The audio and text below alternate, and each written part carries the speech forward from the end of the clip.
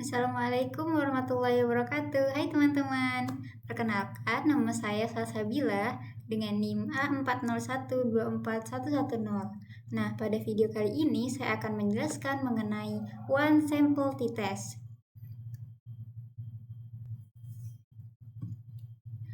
Nah, langsung saja yang pertama, apa sih itu one sample t-test? Nah, one sample t-test itu adalah uji statistik yang digunakan untuk mengetahui apakah rata-rata dari satu kelompok data berbeda secara signifikan dari suatu nilai tertentu yang dijadikan sebagai acuan. Nah, supaya lebih sederhana, bayangkan nih, kita memiliki satu kelompok data.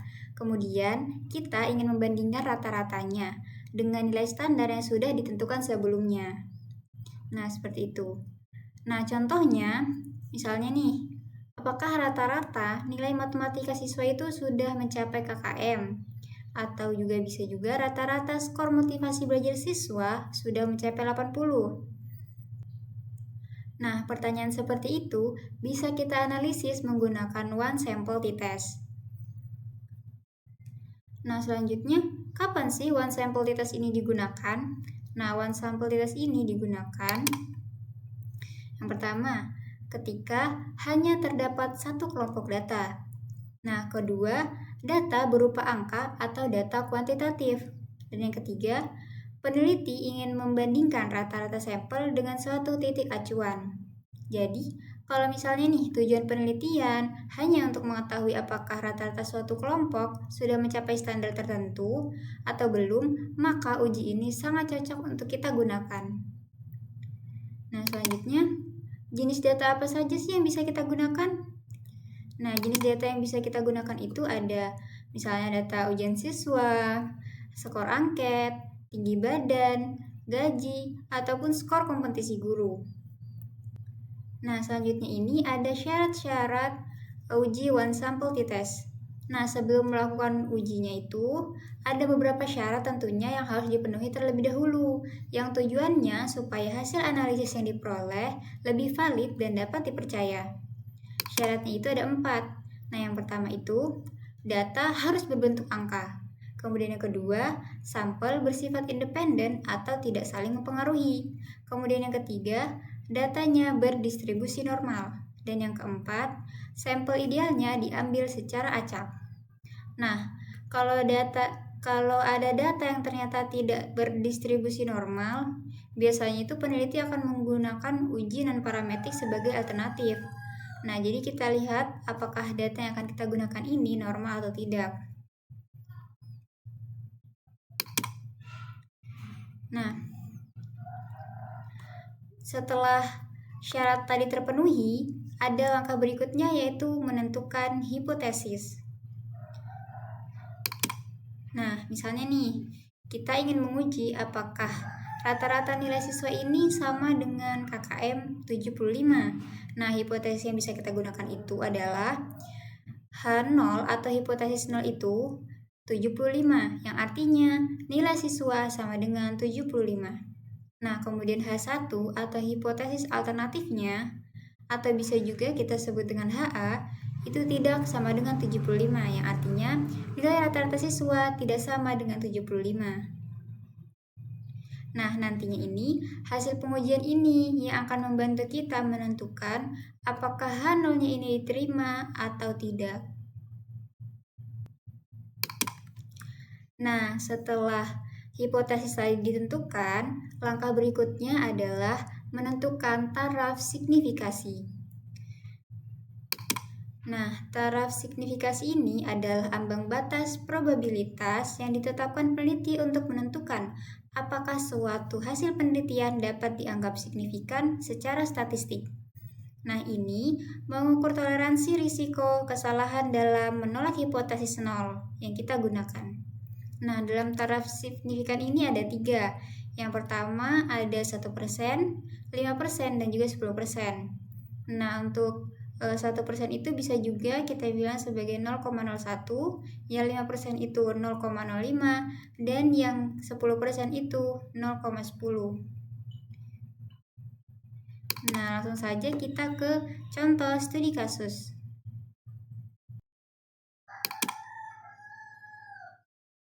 Nah, dalam studi kasus ini, Dinas Pendidikan Daerah X menyatakan bahwa rata-rata gaji bulanan guru honorer di wilayah mereka adalah 3 juta. Namun, muncul keluhan dari asosiasi guru yang merasa pendapatan nyata di lapangan jauh di bawah angka tersebut. Untuk mengujinya, sebuah lembaga independen mengambil sampel acak data dari gaji 25 guru honorer. Dari sampel tersebut ditemukan rata-rata gaji mereka sebesar 2.600.000 dengan standar deviasi 600.000.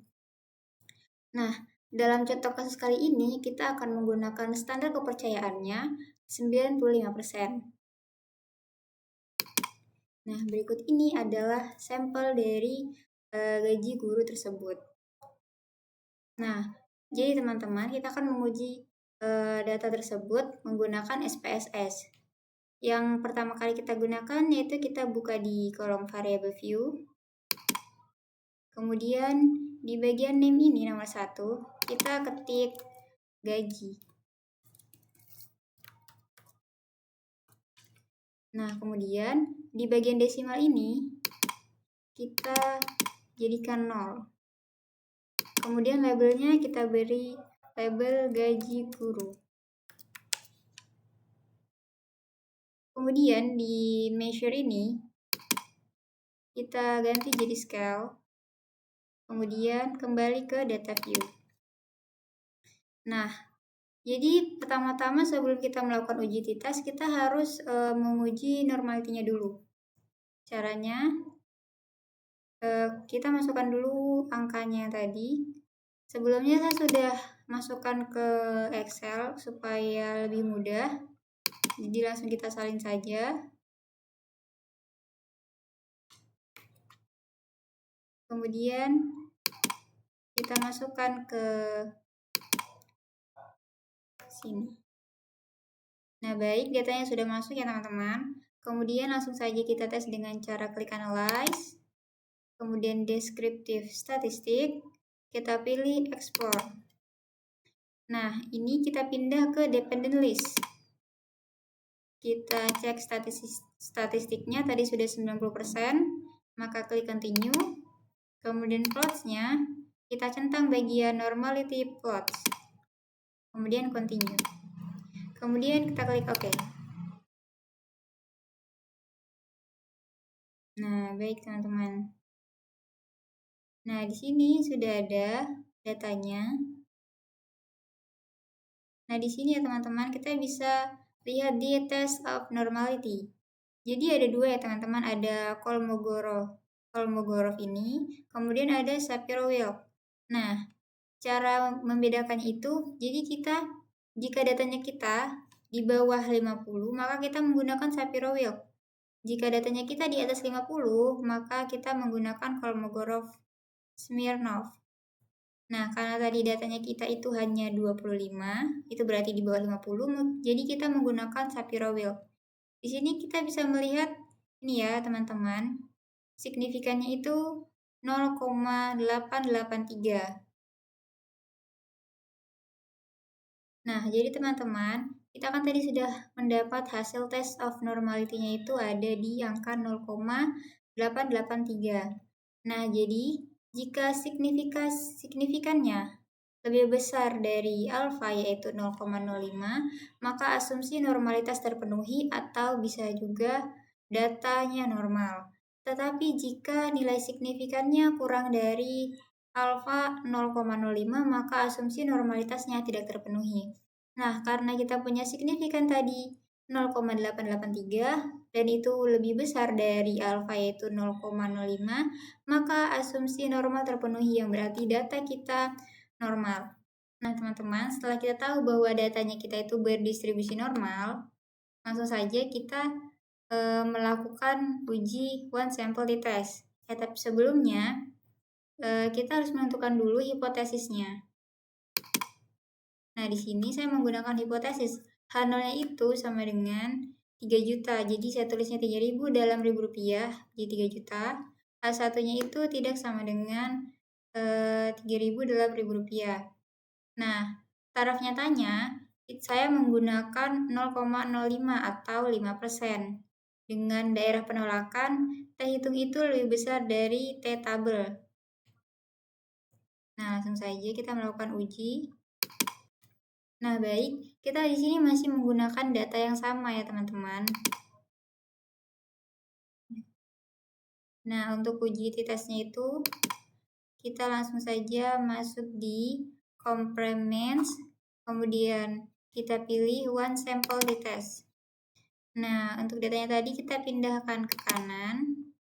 Kemudian untuk test value-nya tadi, sesuai seperti soal yang diminta itu, kita isi dengan 600. Kemudian kita klik OK. Nah, di sini ya teman-teman, one sample t-testnya bisa kita baca. Dengan T-nya itu sama dengan 19.900, DF-nya 24, signifikannya 0,00 ya teman-teman. Nah, jadi di sini bisa teman-teman lihat ya, one sample t-test yang sudah kita lakukan tadi, dengan test value-nya 600, kita dapat tadi T-nya 19,9 dengan DF-nya 24 dan signifikannya itu 0. Nah, di sini kita melakukan T hitung. T hitungnya itu tadi ini, itu 19,900 itu lebih besar dari T tabel. Jadi rumusnya T tabel itu adalah alfa dibagi 2 kemudian dikali dengan DF.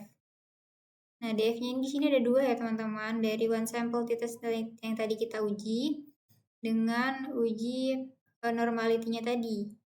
Nah, di sini didapat T hitungnya itu 19,900 yang lebih besar dari 15, sehingga H0-nya itu ditolak. Nah, kemudian P-value-nya juga sama ya, P-value-nya itu lebih kecil dari alfa per 2 ini, 0,025, jadi sama dengan HO-nya itu ditolak. Nah, jadi teman-teman, karena H0-nya ini ditolak, itu berarti H1-nya itu diterima. Yang dimana itu berarti klaim Dinas Pendidikan tidak terbukti secara statistik, di mana rata-rata gaji guru honorer di lapangan secara nyata berada di bawah standar 3 juta yang dijanjikan. Nah, demikian video tutorial dari saya. Saya akhiri, wassalamualaikum warahmatullahi wabarakatuh.